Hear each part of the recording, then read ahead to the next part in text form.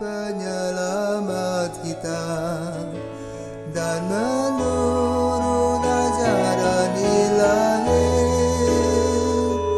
maka beranilah kita bernyanyi. Bapa kami yang ada di surga, dimuliakanlah namamu.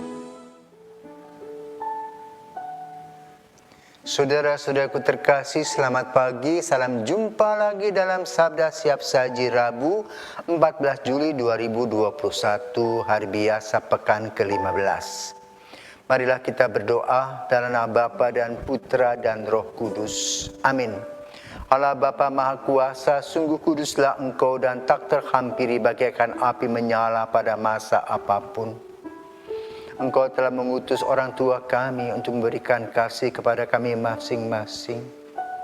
Dengan kasih yang tersembunyi, tetapi kasih itu nyata dan kami nikmati pada saat ini. Maka kami mohon berkat-Mu untuk orang tua kami, khususnya mereka yang sudah tiada. Biarlah Engkau memberkati mereka. Bagi mereka yang masih hidup, berikanlah kepada mereka kesehatan jiwa dan raga, sehingga mereka boleh berbahagia demi Kristus Putra-Mu dan pengantara kami, kini dan sepanjang masa. Amin. Tuhan bersamamu dan bersama roh-Mu. Inilah Injil Yesus Kristus menurut Matius. Dimuliakanlah Tuhan. Sekali peristiwa berkatalah Yesus, "Aku bersyukur kepadamu ya Bapa, Tuhan langit dan bumi. Sebab semuanya itu kau sembunyikan bagi orang bijak dan orang pandai, tetapi kau nyatakan kepada orang kecil. Ya Bapa, itulah yang berkenan di hatimu. Semua telah diserahkan oleh Bapa-Ku kepadaku, dan tidak seorang pun mengenal anak selain Bapa, dan tidak seorang pun mengenal Bapa selain anak, serta orang-orang yang kepadanya anak berkenan menyatakannya." Demikianlah Injil Tuhan, terpujilah Kristus.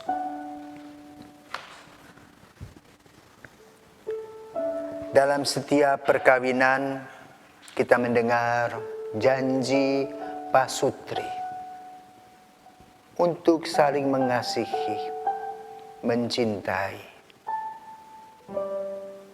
Lalu apa yang mereka lakukan? Mereka belajar untuk saling mencintai. Bukan hanya secara emosional, tetapi juga secara rasional. Maka kemudian ada tahapan-tahapan yang dilewati.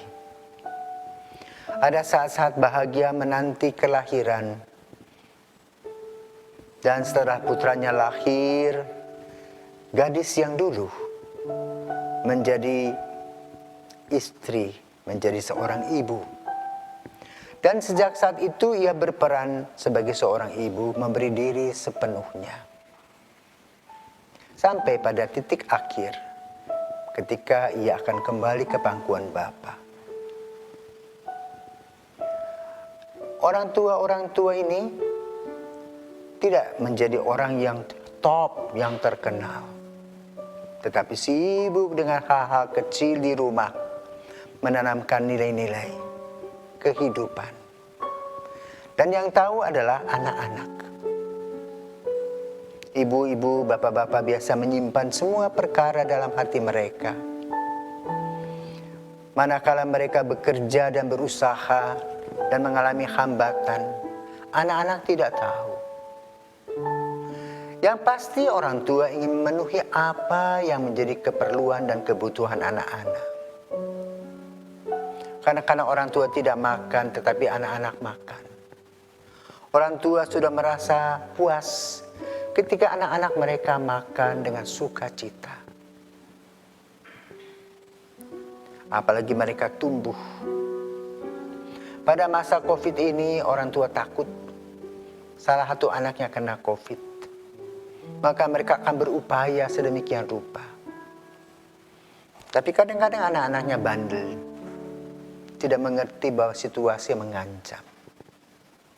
Apa yang dikatakan oleh orang tua? Biasa bahasa klasik. Hati-hati nak. Ayo jangan pergi, di rumah saja. Lalu apa kata anak? Bosan saya.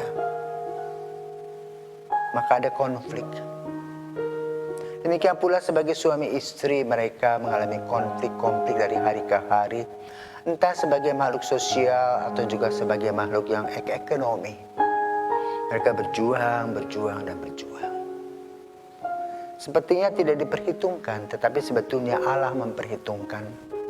Maka pada pagi hari ini kita mendengar doa Yesus. Aku bersyukur kepadamu ya Bapa, Tuhan langit dan bumi. Sebab semuanya itu kau sembunyikan bagi orang bijak dan orang pandai, tetapi kau nyatakan kepada orang kecil. Inilah orang tua kita masing-masing yang memberi diri seutuhnya. Ada yang tidak sekolah, tapi mereka berupaya memberikan yang terbaik. Itulah hutang jasa kita kepada orang tua. Maka bagaimanapun juga kita harus bersyukur kepada Tuhan karena kita pernah dilahirkan, pernah hidup. Dan Tuhan senantiasa memberkatinya. Apa yang diberi oleh orang tua antara lain iman. Dengan segala keluguan dan kesederhanaannya, mereka mengajarkan kepada kita doa-doa.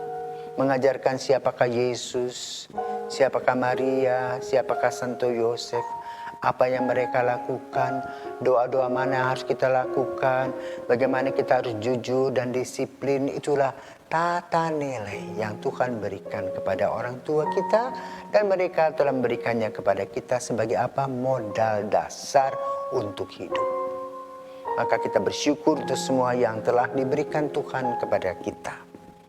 Dan terutama kita bersyukur kepada Bapa di surga karena Ia telah mengutus Yesus putranya. Membuka mata dan hati kita untuk membuktikan bahwa Allah adalah segala-galanya. Maka mari kita senantiasa bersyukur kepada Tuhan untuk kasih karunia-Nya. Untuk apa yang kita dapatkan dalam hidup melalui orang tua kita, saudara-saudara kita. Dan juga hutang-hutang kita kepada orang tua, hutang budi di bawah mati. Maka apa yang kita harus lakukan? Itu melaksanakan dan melanjutkan nilai-nilai kasih yang Tuhan berikan kepada kita melalui orang tua kita. Bapak terima kasih untuk orang tua, untuk papa mama yang telah Engkau berikan kepada kami. Yang dengan luar biasa memberi yang terbaik dari hari ke hari. Tanpa ingin sebagai seorang yang populer, tetapi mereka ada selalu di hati kami. Bagi orang tua kami yang sudah meninggal, semoga mereka boleh berbahagia melihat anak-anak dan cucunya tumbuh dan berkembang karena mereka telah berjuang dalam doa dan karya, dalam pelayanan kasih.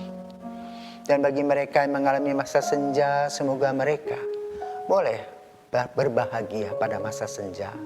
Karena apa? Melihat bahwa Tuhan senantiasa menuntun mereka.